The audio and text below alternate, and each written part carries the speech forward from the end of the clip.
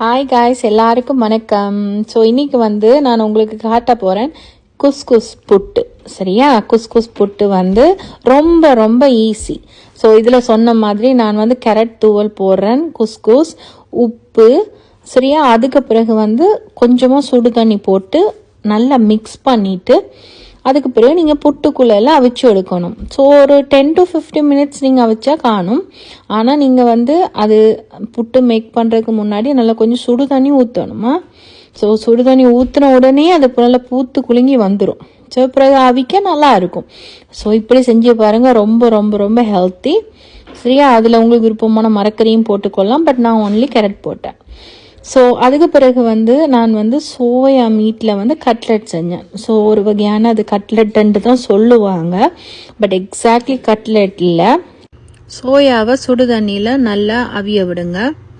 அதுக்கு பிறகு இல்லைன்னா சுடு தண்ணி விட்டு அதை ஊற விட்டாலும் சரிதான். அதுக்கு பிறகு கிரைண்டரில் அரைச்சிட்டு உப்பு, மிளகு, மஞ்சத்தூள், கருவேப்பிலை, வெட்டின கருவேப்பிலை, வெங்காயம், அதுக்கு பிறகு பச்சை மிளகாய், அதுக்கு பிறகு பிரெட் க்ரம்ஸ், ஒரு முட்டை.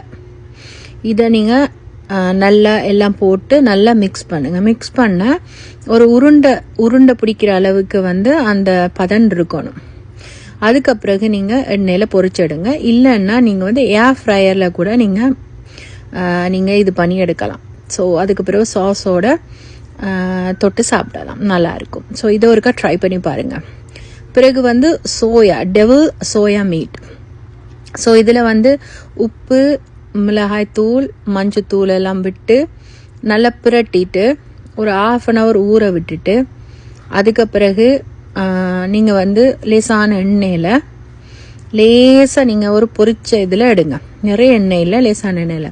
அதே இதில் வெள்ளைப்பூடு, இஞ்சி, தக்காளி, வெங்காயம், குடைமிளகாய் எல்லாம் போட்டு நல்லா பிரட்டிட்டு, விருப்பம் வேண்டாம் சோயா சாஸும் கெச்சப்பும் ஊற்றலாம். பட் எங்களை ஆக்களுக்கு அந்த டேஸ்ட் விருப்பம் இல்லை. சோயா, அதாவது இப்படி ஸ்ரீலங்கன் ஸ்டைலில் செய்கிற நேரம் அதுகள் போடுறது விருப்பம் இல்லை.